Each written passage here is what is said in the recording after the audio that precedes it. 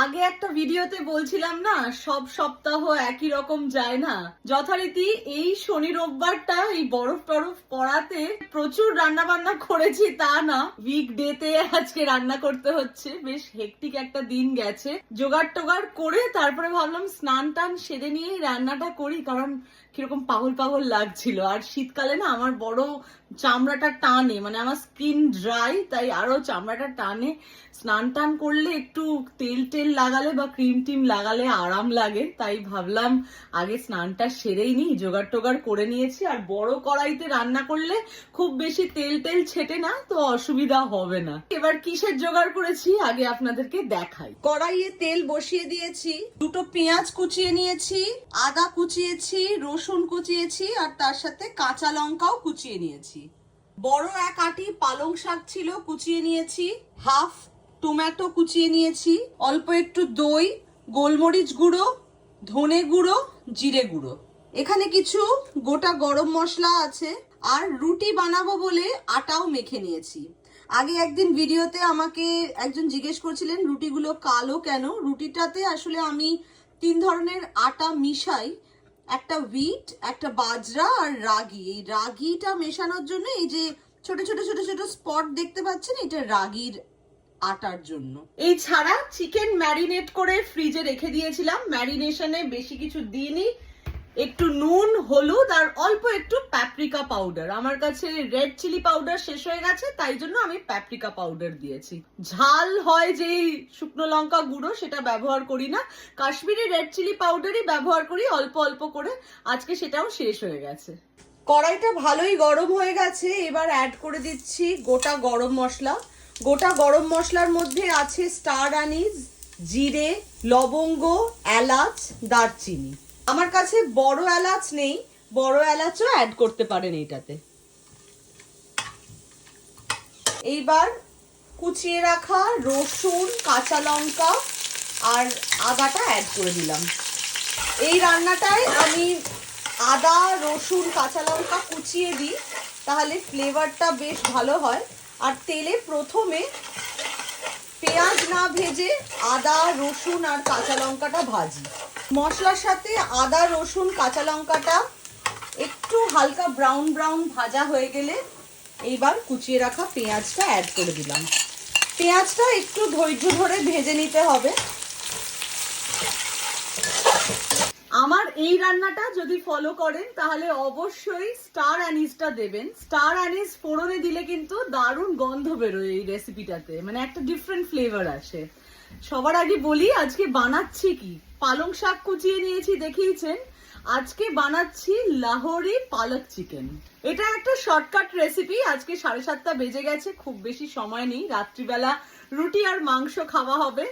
ইচ্ছা আছে 1 ঘন্টার মধ্যে সবকিছু শেষ করা। জানি না 1 থেকে 1.5 ঘন্টা ম্যাক্সিমাম সব মিলিয়ে লাগবে হয়তো।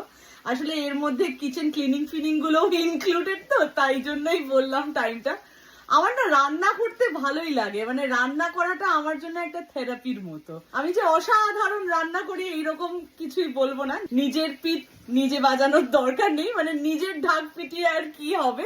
কিন্তু আমার রান্না করতে ভালো লাগে। বিয়ের পরই আমি রান্না করা শিখেছি, ওই নিজে নিজে নিজের সংসার নিজে এগিয়ে নিয়ে যাওয়ার জন্য অল্প অল্প করে রান্না করা শেখা। রান্না তো করতে ভালো লাগে, কিন্তু রান্নার আগের কাজও মোটামুটি হয়ে যায়, এই কাটিং চপিং এ অসুবিধা নেই।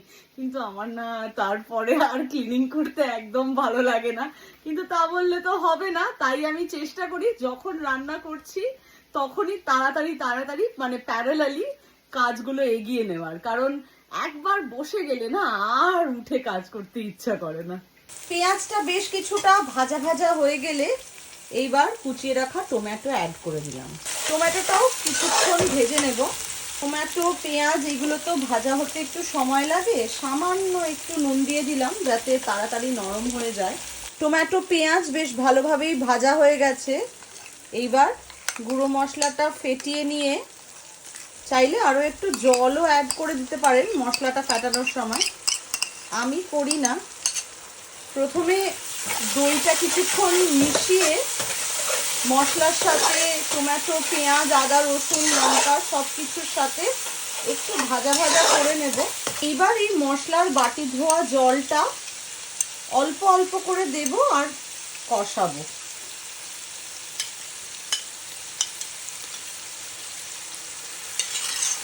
একবারে দেব না। মশলা কষে গেছে, দেখুন সুন্দরভাবে তেল ছেড়ে দিয়েছে। এইবার ম্যারিনেট করে রাখা মাংস অ্যাড করে দিলাম। ম্যারিনেশনের সময় যেহেতু হলুদ অ্যাড করেছি, তাই আমি আর আলাদা করে হলুদ দিলাম না। যদি আরও একটু হলুদ দিতে ইচ্ছা হয় তাহলে এই সময় আর একটু হলুদ অ্যাড করে দিতে পারেন। কিছুক্ষণ মাংসটা কষবে, 10 মিনিট মতো। মশলা কষা চলছে। একটাই কথা বলি, ভাববেন না রেসিপিটা খুব টক হয়, এটা কিন্তু খুব টক হয় না। আমি দইয়ের পরিমাণও খুব বেশি নিইনি, টমেটোর পরিমাণও খুব বেশি নিইনি। মাংস ম্যারিনেশনের সময় লেবুর রস দিতে পারেন। আমরা কেউই আসলে খুব টক পছন্দ করি না, তাই আমি লেবুর রসটা অ্যাভয়েড করি। কিন্তু যদি একটু টক মিষ্টি ভালোবাসেন তাহলে ম্যারিনেশনের সময় লেবুর রস অ্যাড করে দেবেন। চিকেনটা বেশ কিছুক্ষণ কষানো হয়ে গেলে এইবার কুচিয়ে রাখা পালং শাক অ্যাড করে দিলাম। এবার মাংসের সাথে শাকটা মিশিয়ে নেব। নুন দিতে হবে, এখন দিচ্ছি না, কিছুক্ষণ শাকটা মিশে যাক মাংসের সাথে। অল্প কিছুক্ষণ ঢেকে রান্না করব। মাংসের কাজ তো শেষ, এইবার মাংসটা সেদ্ধ হওয়ার পালা। খুব বেশিক্ষণ লাগে না চিকেন সেদ্ধ হতে। বাসনও মেজেই নিয়েছি, একটা বাসন পড়ে আছে, ওটা ধুয়ে নেব। ধোয়ার পর ভাবছি রুটিগুলো বেলতে শুরু করে দেবো। আমি আবার অত তাড়াতাড়ি রুটি করতে পারি না, একটা একটা করতে করতে প্যারালালি ভেজে নেওয়া ওরকম আমার হয় না। হয় 2-3টের পর গিয়ে আটকে যায়। কিছুটা এগিয়ে রাখি, মানে ধরুন 4-5টা বেলা থাকলে তারপরে রুটিটা করতে করতে আমি বাকিগুলো বেলে নিতে পারি। এই রান্নায় আলাদা করে কোনো জল অ্যাড করব না। শাক থেকে মাংস থেকে যেই জল বেরিয়েছে সেই জলটা দিয়েই মানে গ্রেভি হবে। আমি একটু নুন অ্যাড করে দিলাম। এবার দিয়ে দিচ্ছি অল্প একটু গরম মশলা, আর অ্যাড করে দিলাম অল্প একটু কসুরি মেথি। এবার সবকিছু খুব ভালোভাবে মিশিয়ে নিচ্ছি। রান্না প্রায় শেষের দিকে, আর 2 মিনিট মতো কুক করে নেব। ঝোলটা আরেকটু শুকিয়ে গেলে ঢাকা দিয়ে স্ট্যান্ডিং টাইম দেব। ইন দ্য মিন টাইম রুটি বানানো তো চলছে, বেশ অনেক কটাই হয়ে গেছে, আর কয়েকটা লেচি আছে। ভাবছি এবার তাওয়াটা বসিয়ে দিই, রুটিটা বানিয়ে নিই।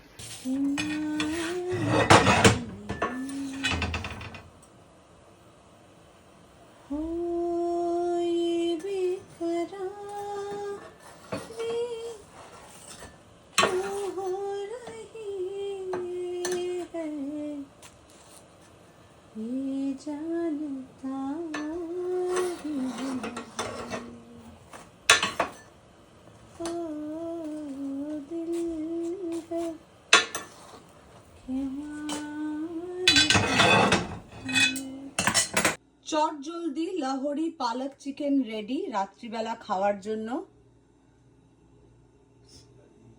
গরম গরম রুটির সাথে এই মাংসের রেসিপিটা একদম জমে যাবে। অনেকদিন বাদে আজকে আপনাদের সাথে রেসিপি শেয়ার করলাম। সময় হচ্ছিল না, তাই আর রান্নার রেসিপি শেয়ার করাও হতো না। চটজলদি এই মাংসের রেসিপি অবশ্যই ট্রাই করে দেখবেন যদি কখনো এই রান্নাটা ট্রাই করে না থাকেন। খুব কম ইনগ্রিডিয়েন্টে রান্নাটা হয় আর খুব অল্প সময় লাগে, আর হেলদিও, তার কারণ বেশি তেল মশলা লাগে না, আর তার সাথে চিকেনের সাথে পালং শাকও অ্যাড করা আছে। আশা করি আমার আজকের ভিডিওটাও আপনাদের ভালো লেগেছে। খাবার সাজিয়ে আর গল্প করব না, আবার দেখা হবে আপনাদের সাথে একটা নতুন ভিডিওতে। ভালো থাকবেন সবাই, গুড নাইট।